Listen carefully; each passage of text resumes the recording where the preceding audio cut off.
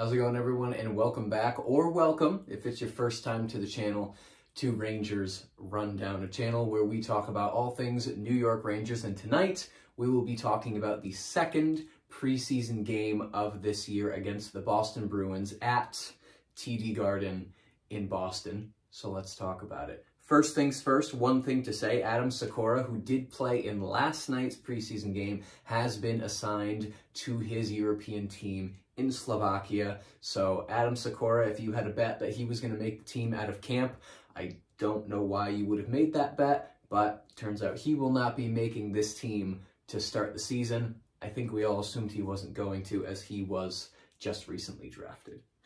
The lineup for tonight, a top line of VC, Trocheck, and Lafreniere. Second line of Elson, Brodzinski, and Kravtsov. Third line, Cooley, Rydal, and Hunt. And a fourth line of Trevino, Carpenter, and Gauthier. So a bunch of new faces that we didn't see in last night's game, but a couple of the same faces returning for the second night in a row. The D-Corps, Lindgren, Fox, Tenorti, Skinner, and Robertson, Emberson. And then, of course, Halak started the game in net with Deming coming in for the second half-ish of the game. Both goalies played pretty well. But let's hop into the first period. Slow start to the game. Halak, a couple of early stops, so getting his mojo back. He probably hasn't played a game in a long time. Shots only 1-0 in favor of Boston 4.5 minutes into the game. But the play was, the eye test would tell you that the play was definitely in Boston's favor. 5.5 minutes in, Rydal has a strong move to the net, but he loses control of that puck. Halak makes 2 quick saves, and Gauthier makes a strong move to the net shortly after that. So Gauthier making a couple of his patented strong moves to the net, just can't seem to finish. And that was a theme throughout his entire season last year. He's really strong on the puck. He can get to the front of the net. He just has no idea how to put it into the net, which is the most important part of scoring a goal. But at 7:03, Fox would score the first goal of the game. Trocheck and Vesey both with assists. So Trocheck with his first unofficial point as a Ranger. It's preseason, so it doesn't matter. Trocheck has a very nice feed. Fox walks into the circle, and he just snipes it past Swayman. Halak makes a great save after that goal on a great move by whatever Boston player it was. I'm having trouble keeping track of the names of the Rangers players that are playing this preseason. I have no idea who was on the team for Boston tonight. A lot of AHL players, I'm sure. I only recognized a couple of the names. 8.5 minutes left. Brodzinski has a good shot from the outside. Under 6 minutes left, Elson tips it wide. That would have been a fantastic goal and a confidence booster for Elson, but it did go just wide. 16:34, Steen takes a tripping penalty drawn by Adam Fox. So power play 1, we see Lafreniere, VC, Fox, Trocheck, and Kravtsov, who altogether do not create much in the way of offense. Power play 2 unit, Brodzinski, Gauthier, Robertson, Elson, and Hunt. Gauthier has a net front chance, but it would not go in.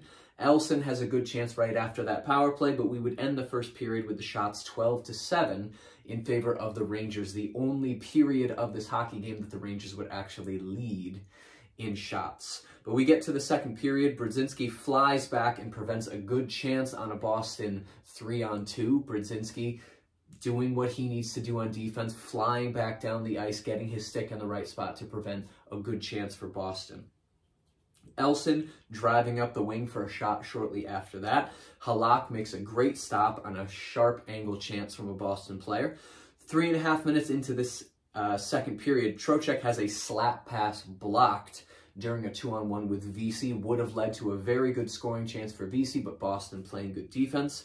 Second line, hard-working shift to keep the ozone pressure alive. I thought the top 2 lines tonight produced most of the offense for the team, as you would suspect the first 2 lines to do. But that second line with Elson, Brodzinski, and Kravtsov had their moments tonight. We would assume Trocheck, Lafreniere, and VC are going to have their moments, so it's no surprise when they did. But that second line had a couple sparkles in the game tonight. 5:01, Greer would score his first goal of the game. He would end up with 2. He'd also end up with I believe, a roughing penalty, but we'll get to that in a second. So at 5:01, Greer ties the game for Boston 1-1. Lindgren is high-sticked behind the net. And then the Boston player who high-sticked Lindgren gets the pass out front. Greer is right there. He puts it home. Should it have been a high stick? Probably. Was Lindgren bleeding? Of course, because if Lindgren doesn't bleed during a game, that's a bad sign. He's always bleeding, so there you go.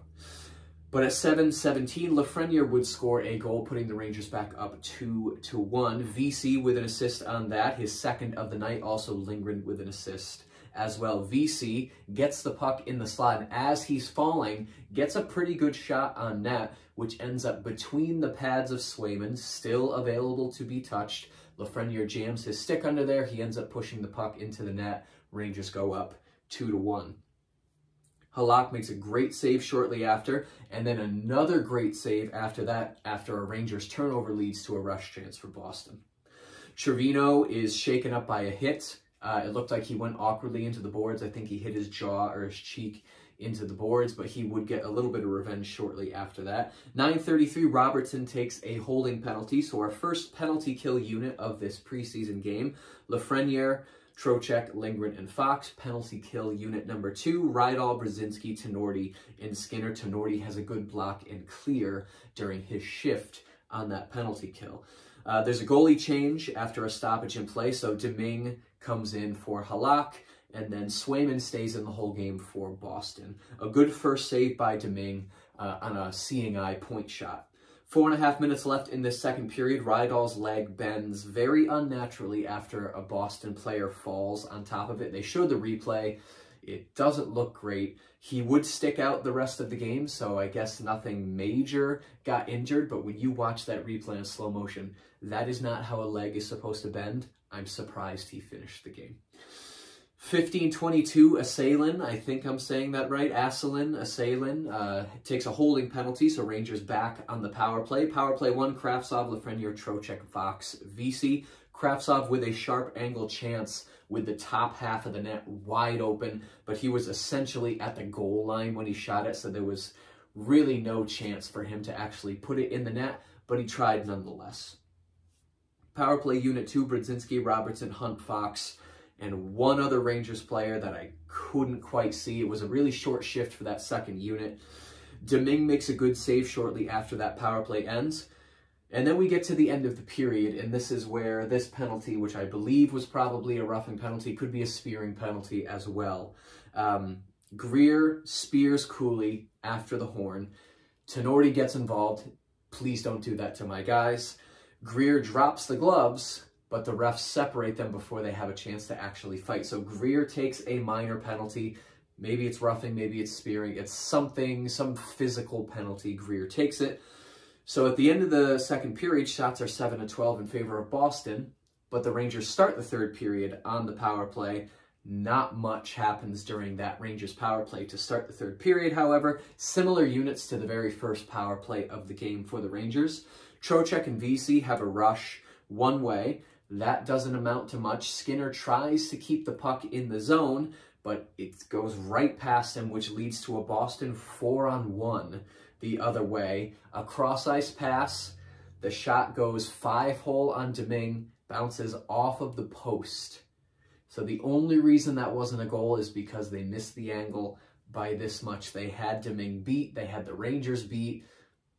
Puck luck was not on Boston's side for that one. 4.5 minutes into the third period, Kravtsov and Brzezinski have a 2-on-1. Brzezinski hits the crossbar. That would have probably been the game for the Rangers if Brzezinski puts that in the back of the net. 6:14, Riley takes a slashing penalty. Gauthier hit him, and then as Riley was on the ground, Gauthier started to skate away. Riley slashes him with a stick. You're not allowed to do that, so he goes into the box. Power play 1, Fox, Kravtsov, Trocheck, Lafreniere, and VZ, but that power play would not amount to much. Boston goes the other way at 6:40. Steen scores a shorthanded goal to tie the game 2-2 for Boston. It was a 2-on-1 after Lafreniere drops his stick. He bends down to pick it up. He ends up falling. It leads to a 2-on-1. Steen puts it in the net. Power play 2, Brzezinski, Lindgren, Gauthier, Elson, and Hunt. At this point, things are getting pretty chummy between these two teams, especially when the Rangers get close to Swayman, get close to that net front. There's Immediately a Boston player ready, extremely physical, pushing the Rangers players out of the way. I'm surprised there wasn't a fight. It's preseason, so maybe the guys are holding back just a little bit. Nobody wants to be hurt for the start of the season. I'm surprised there wasn't a fight. There were some close calls, though. Ice opens up in the middle of the period, both teams storming the offensive zone, trying to set something up. I don't think there was ever a point during this entire game where either team had extended offensive pressure, which makes sense. It's preseason. There's not a lot of chemistry. Guys are trying to make the team. Maybe they do some more dramatic things to try and get noticed. That leads to a lot of turnovers. Not much offensive zone pressure by either team throughout the game. 9.5 minutes left. Trocheck has the puck in the slot. He's wide open to take a shot, but he opts to pass instead. If this is going to be a theme for Trocheck, then this is going to be something that fans bring up often. If he's going to be a pass-first, selfless, set-up-the-other-guy player, and he misses on some opportunities like this, I think that's going to annoy the fan base just a little bit. But again, I'm overreacting to preseason, as we all like to do. 8 minutes left. Domingue makes a save on a Boston rush chance.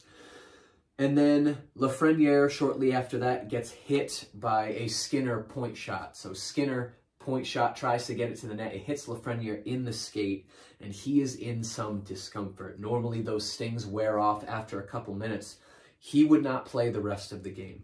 Hopefully, it's nothing major. Hopefully, it's not a fractured foot or anything like that. He's able to dust it off. Maybe he takes Thursday night off, as I'm sure he will.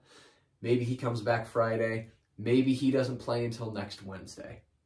Whatever the case may be, as long as he's not day-to-day or week-to-week, I think we'll be fine. Just under 5 minutes left in the period, a shot bounces off of Domingue, lands on top of the net. He's able to cover it. You don't see that very often. It's one of the things you might see in the NHL, the weird NHL videos that they like to put out. I do enjoy those videos. I know Don Cherry doesn't, but he doesn't enjoy much.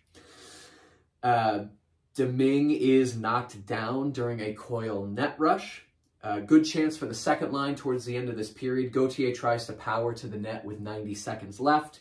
We get to the end of the third period, shot 7 of 14 in favor of Boston. So Rangers outshooting Boston in the first period, then Boston outshoots the Rangers in periods 2 and 3. But we get to overtime. It's tied 2-2. Trocheck, Fox, and Vesey to start this overtime. Trocheck and Fox do have a 2-on-1 chance that doesn't quite get through. And then at 1:12, Greer would score the game-winning goal in overtime. During a 2-on-1, Rangers just a slow change to get back on the ice. Boston's already going the other way.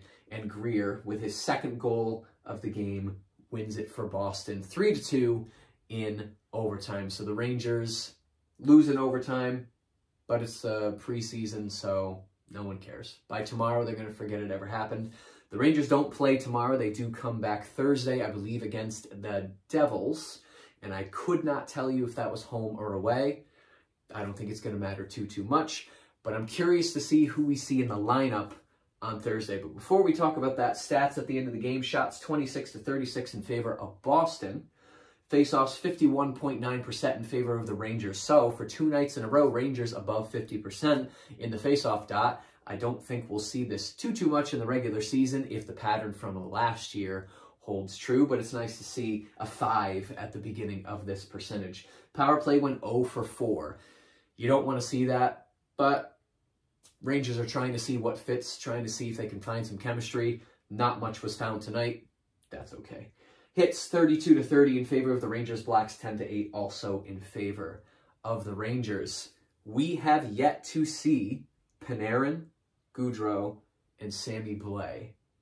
Everybody else that I believe is going to make this opening night roster has played at least one preseason game. I'm pretty sure. Yell at me in the comments if I've completely missed somebody, but I'm pretty sure Panarin, Gaudreau, and Sammy Blais are the last 3 that we need to see this preseason. Maybe they play Thursday against New Jersey. I'm sure they will. If not Thursday, definitely Friday. And then after that, we don't have a hockey game until the following Wednesday. and then the Saturday after that, I believe, and then they get a couple days off before opening night on Tuesday the 11th against Tampa. Very much looking forward to that opening night game.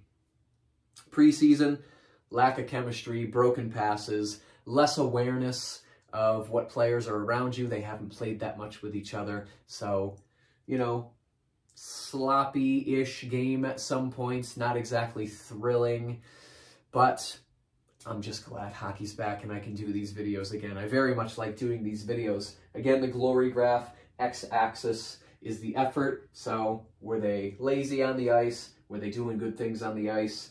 Y-axis is the outcome. Did they win? Did they lose? So for this game, they did lose, so they're in the bottom half of this glory graph. But I think they put in a solid game, so they will be in the green. They did lose by 1 goal, so they're right here. I would say their effort was pretty solid. I'll put them right here. And that's how the glory graph works. I'll plot this all 82 games of the season. At the end of the season, we can look at all of the points, see in which one of the quadrants the Rangers ended up in the most. Hopefully, it's the yellow, but hopefully it's the top half of the graph at all. If you enjoyed this video and you'd like to see more videos like it, please be sure to hit the subscribe button. Thank you so much for watching, and I will see you in the next rundown.